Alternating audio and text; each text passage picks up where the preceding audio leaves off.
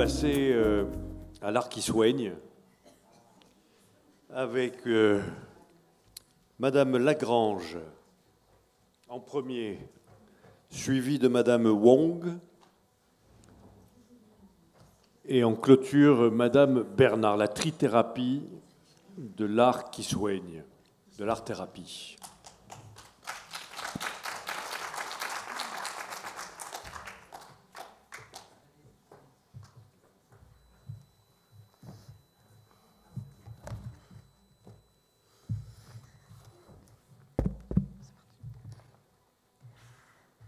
En avril, ne te découvre pas d'un fil.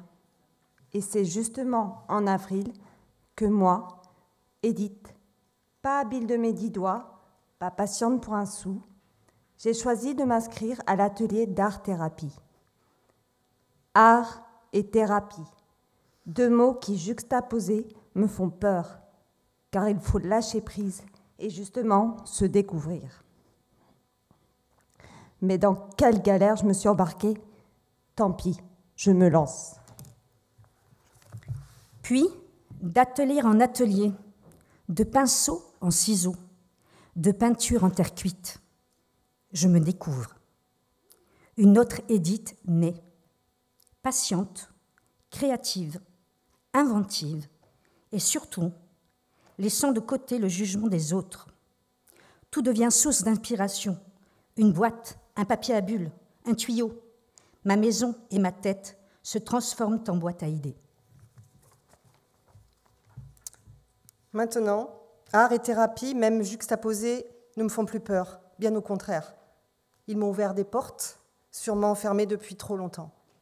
Car trop prise par le tourbillon de la vie, au point d'en oublier qui j'étais, ce que je voulais vraiment.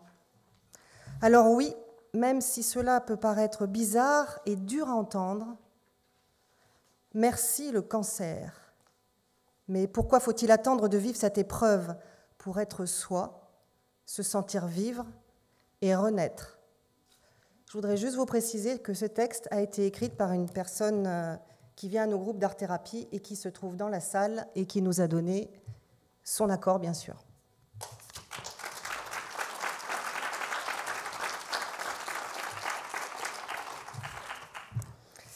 Alors, l'art-thérapie a la tête et les jambes.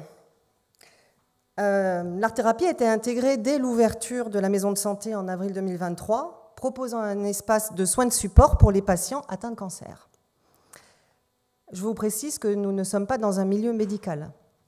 C'est comme dans une maison. Alors, l'art-thérapie, c'est quoi?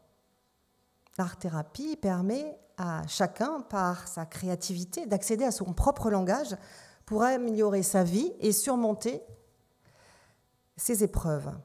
C'est une méthode thérapeutique qui est vraiment basée sur ce qui se joue dans le processus de création. C'est au moment où l'on crée, ce n'est pas la finalité, pour dépasser les mots qui circulent en nous. Ce mouvement permet l'ouverture à une autre dimension, à une force qui me fait être moi. C'est un espace de nouveaux possibles à explorer au travers de multiples médiums artistiques. Alors, qu'est-ce que c'est les médiums artistiques? C'est tout ce qu'on utilise quand on fait de la création. Et justement, cela ne nécessite aucune compétence artistique pour les personnes accompagnées.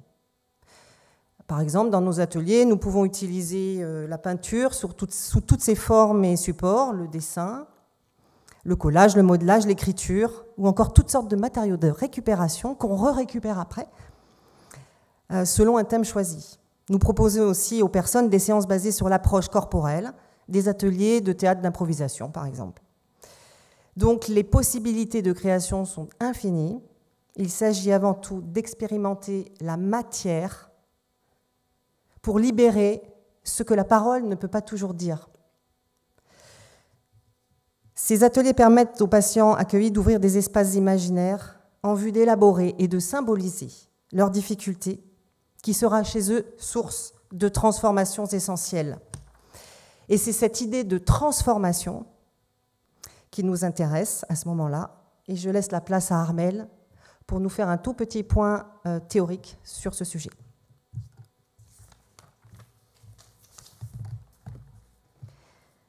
Quand le diagnostic de cancer tombe, c'est toute une existence qui est bouleversée. C'est le début d'un long processus de soins qui commence.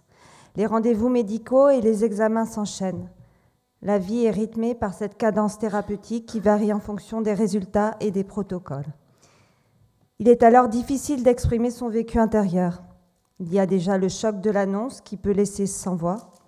Ensuite, parfois se succèdent et s'entremêlent la colère, le déni, la peur, la culpabilité, l'inquiétude pour soi et pour son entourage. Le parcours de vie qui avait été fait jusque-là est revisité et les événements du passé douloureux peuvent également ressurgir. Tout ce ressentir ajouté aux douleurs physiques et à la fatigue peuvent engendrer une dégradation de l'état psychique. L'anxiété, voire des crises d'angoisse peuvent apparaître, allant parfois jusqu'à un état dépressif. Des recherches ont pu démontrer l'intérêt de l'art-thérapie pour accompagner les personnes atteintes de cancer.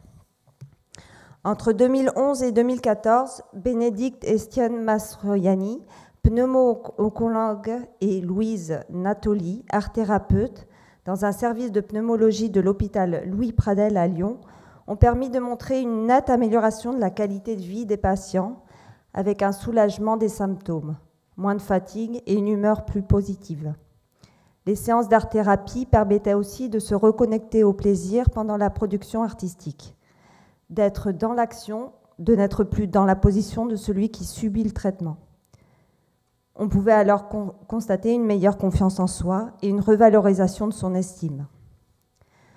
En 2011, les résultats de 14 études dans le monde réalisées par l'université de Roehampton au Royaume-Uni, publiées dans la revue Psycho-Oncologie, ont montré un impact sur la réduction du stress, de la colère et de la dépression, avec une augmentation de la vitalité, des capacités à communiquer avec les autres.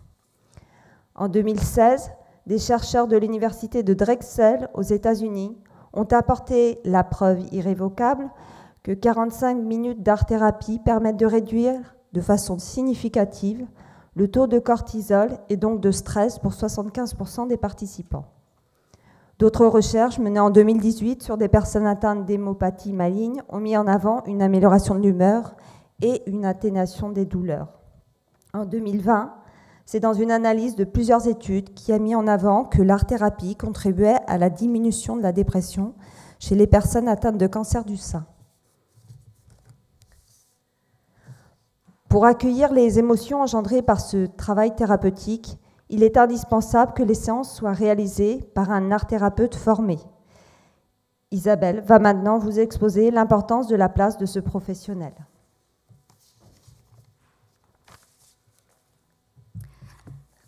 Merci. Quelle différence y a-t-il entre un art-thérapeute et un animateur d'atelier créatif ? Dans un atelier créatif, on apprend une technique. On cherche un résultat esthétique. On est dans le domaine de l'enseignement, de l'apprentissage. Alors, quel est le rôle de l'art-thérapeute ? L'art-thérapeute peut proposer un soutien technique, mais sans chercher à rectifier la production du patient. C'est la spontanéité qui prime. Il va s'attacher au processus de création pendant sa réalisation. Le but de l'art-thérapeute est donc d'amener le patient dans la dynamique créative, une porte vers son imaginaire, avec une totale liberté d'expression. L'art-thérapeute met en place un cadre sécurisant permettant l'émergence de ce qui advient. Il crée un espace propice à la surprise, d'où peuvent surgir les messages de l'inconscient. La fonction de l'art-thérapeute est donc d'accompagner le patient à écouter son état, à accueillir ses émotions. Il va aussi veiller à la dynamique du groupe et à ses effets bienfaisants, à voir ce qui s'y joue, comme le feedback, l'effet miroir et la capacité d'adaptation. Il est attentif à l'ambiance, à ce qui est verbalisé et non verbal. Le groupe porteur a de puissants effets thérapeutiques. Il est un magnifique allié du thérapeute. Cela lui demande vigilance, réceptivité et porosité. Il s'abstient de tout jugement et interprétation. Au fond, l'important, c'est la rencontre, la relation de confiance, d'ouverture qui s'instaure. Elle peut amener à l'alliance thérapeutique. Maintenant, on va rentrer dans le vif du sujet, les ateliers. Je vais essayer de synthétiser parce que c'est tellement passionnant et qu'on pourrait y rester des heures. Donc les ateliers, en fait, ce sont des photos qui ont été prises et un patchwork de créations qui ont été mises en photo. Donc là, ce sont les ateliers du lundi, du mardi. Donc on a essuyé les plâtres en avril 2023. On a démarré quasiment le premier jour dans les locaux avec un petit groupe. C'est la curiosité qui a amené les personnes à s'inscrire sur le planning. Art, thérapie, qu'est-ce que c'est Ça me fait un peu peur, thérapie, mais bon, quand même, j'ai envie de voir ce que ça peut donner. Alors, ils ont tenté l'expérience. Mais c'était avant tout peut-être aussi la rencontre de l'autre et de celui qui traverse les mêmes tourments liés au cancer. Une petite météo du jour pour se présenter autour de la table, qui est garnie de matériel. On dit quelques mots sur soi et l'atelier démarre. Alors pour faire court, je vais vous expliquer par exemple ce qui peut se passer lors d'un atelier modelage. Je réfléchis à une consigne qui va durer sur toute la longueur de l'atelier, avec des effets de surprise parce que les personnes ne connaissent pas à l'avance ce dont il s'agit. Atelier modelage autour, par exemple, de la création d'un personnage réel ou imaginaire. Ils sont libres. Vous créez votre personnage. Alors déjà, il y a eu la découverte de l'argile, du médium argile, qu'on malaxe, ce qui est dur, on met de l'eau, ça se transforme. Mais je vois que mes mains, ça leur fait du bien, parce que les neuropathies, parce que je peux avoir des effets secondaires aussi, je sens que ça me fait du bien de travailler certains matériaux. Alors, les personnages ont commencé à naître et on découvre ensemble. Moi, je ne suis pas une spécialiste du modelage, forcément, mais c'est comme un laboratoire. Et puis, je vais vous donner l'exemple, par exemple, d'une personne aussi qui se trouve ici. Il y en aura d'autres, je donnerai d'autres exemples, qui était très affairée à faire son personnage, à y mettre les membres, le corps, la tête. Et puis, j'avais juste mis des petits fils électriques de couleur bleu et blanc qu'on pouvait couper avec une pince coupante pour ajouter des accessoires dans la terre. Et cette personne, je dois vous dire qu'elle est venue, elle avait un turban à l'époque. Elle avait un foulard sur la tête, elle n'avait pas de cheveux. Elle a planté des cheveux comme ça. Enfin, des cheveux, des fils de fer de toutes les couleurs, comme ça. Et au moment de présenter sa création, elle a dit « Ah, mais en fait, c'est moi, parce que j'ai plus de cheveux. Alors j'ai planté des cheveux, mais ces cheveux, je les ai plantés en forme de point d'interrogation, parce que je ne sais pas ce qui va se passer plus tard. » Voilà, par exemple, ce qui peut sortir. Après, on a installé les personnages ensemble pour faire ce qu'on appelle, nous, dans notre jargon, une installation. Donc c'est collectivement, qu'est-ce qu'on peut faire de tous ces personnages? On les met en scène. Donc ils ont fait table, chaise, accessoires. Et puis, ça a été le moment de l'apéro entre amis. Et je peux vous dire qu'aujourd'hui, au bout de 34 ateliers, eh bien, l'apéro entre amis, ils le font régulièrement. Il est plus symbolisé par le modelage, il est réel. Juste rapidement, un autre exemple d'atelier. On a travaillé une fois sur le thème de ma plantation. Donc l'idée, c'était qu'est-ce que j'aimerais voir pousser ou qu'est-ce que j'ai fait pousser dans ma vie. Et les patients ont tous réalisé des jardins, le jardin de leurs rêves. Pourtant, je n'avais pas demandé jardin, mais c'est des jardins qui sont sortis. Ils ont dit que c'était là où ils se ressourçaient et où ils se trouvaient le mieux. Ils trouvaient la paix. Une dame a dit, en regardant sa création, je la vois encore, en fait, c'est là que j'aimerais vivre. Et quelqu'un a planté des cœurs partout, exprimant, pour moi, c'est le plus important dans la vie.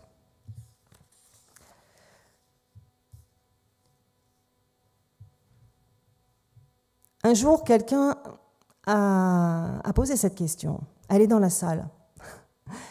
Mais pourquoi est-ce qu'on est accro à l'art-thérapie ? J'étais surprise, je ne m'attendais pas à cette question. C'est difficile de répondre. Je me souviens lui avoir répondu, c'est l'envie de créer. C'est ce que la création procure et c'est encore plus fort quand elle est portée par le groupe. Voilà. Sinon, j'ai plein d'autres exemples, mais je vais les passer parce que sinon on n'en finirait pas. Je voulais juste vous parler d'une exposition qui a eu lieu au mois de novembre au Soleil, qui a été réalisée par les personnes qui viennent dans mon atelier du mardi, parce que c'était foisonnant de créations, d'objets en tout genre, sur des thématiques différentes. Et puis, et si on exposait ? On n'a jamais exposé. Alors, ils ont créé une affiche, et puis, ce serait bien qu'on se trouve un nom. Alors, il s'appelle toujours « Les Impatients ». Voilà, je vais m'arrêter là, et je vais passer la parole à Armelle. Voilà. Et surprise, comme en art-thérapie.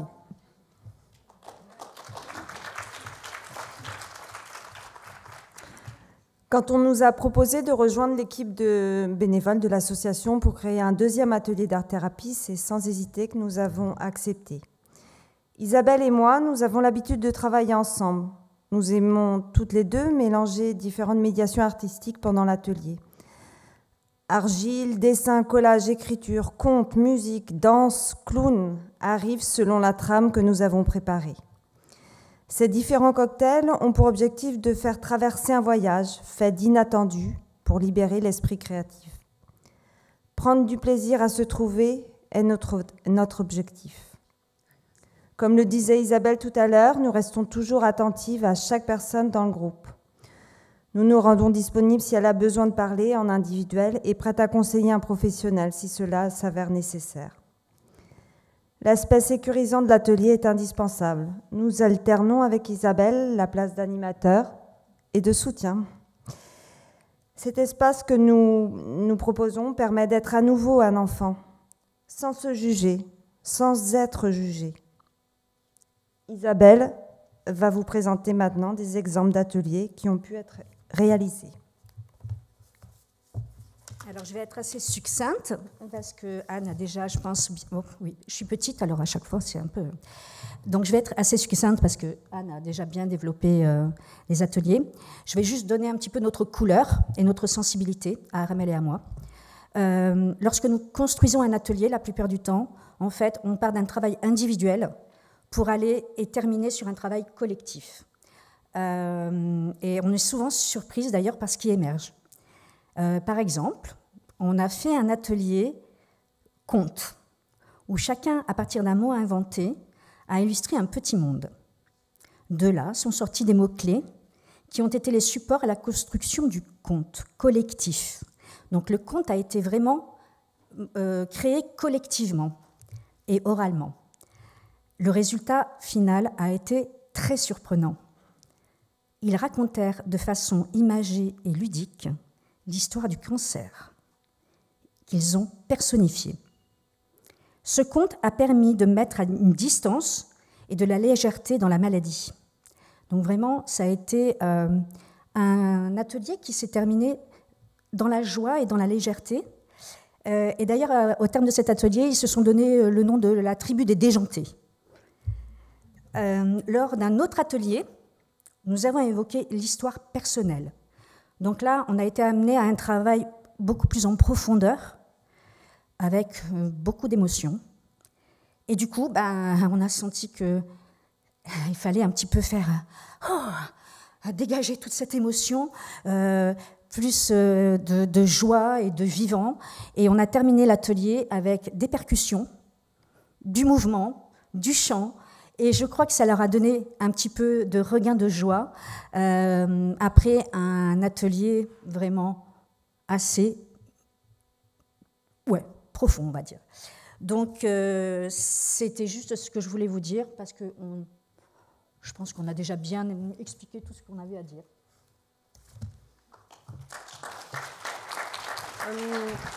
Je voulais juste finir avant de conclure sur il y a un projet théâtre à l'issue des mois de travail en art-thérapie. L'idée de créer une pièce de théâtre est venue parmi les personnes de l'atelier. Et donc, ça devrait avancer et peut-être même se réaliser par là, dans quelques mois. On forme des rencontres en dehors des ateliers d'art-thérapie pour travailler sur ce thème. Les patients sont très investis. On a le soutien du docteur Ellis, qui est tout le temps là, et d'Éric Puche, qui est directeur de théâtre et metteur en scène, qui a accepté de rejoindre l'aventure. Voilà, c'était juste pour vous dire un mot là-dessus. Et maintenant, nous allons conclure parce que nous avons été très bavardes. Et je pense même qu'on va faire une phrase chacune au lieu de trois. Ça suffit. Alors, c'est un florilège de petites phrases que nous ont offert des personnes. N'importe. Bon, eh bien, je commence. Chaque atelier apporte son lot de bons et de moins bons, car c'est quand ça vient titiller là où ça fait encore mal. Je suis libre, je me lâche, je dessine, je crée comme je pense, je suis moi-même. Savoir que l'on peut créer quelque chose dans la bonne humeur et ne pas penser à la maladie.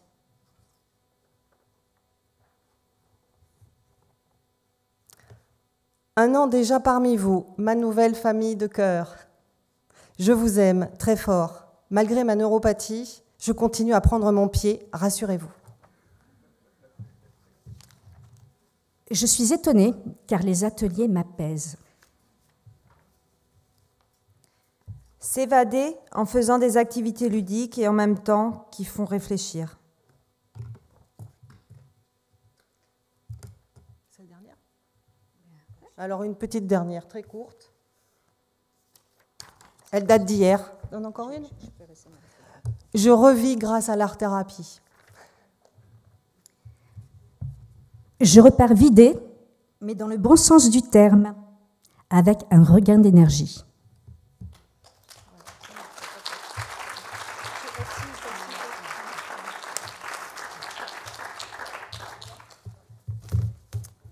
Merci. Bien, merci beaucoup. C'était un joli trio.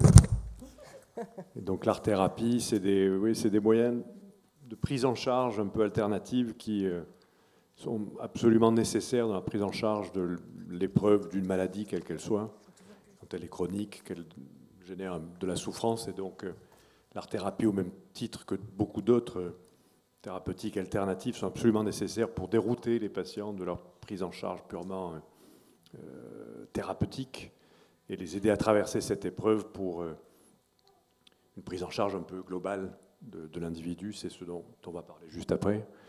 Donc je vous remercie chaleureusement. Ces trois personnes sont bénévoles aussi à la tête et les jambes, donc on peut les applaudir parce que c'est beaucoup de temps donné pour les autres. Et puis Anne l'a dit, cette pièce verra le jour. Je ne veux pas tout spolier. Oui, elle verra le jour très probablement pour Octobre Rose et on espère effectivement peut-être dans une de ces salles du Palais des Congrès en représentation avec les acteurs et auteurs qui sont presque tous ici présents et avec les mots d'Edith qui ont été lus en préambule lors de cette présentation qui sont des mots magnifiques. Voilà, je ne sais pas si vous avez des réflexions, des pensées, des interrogations, des questions.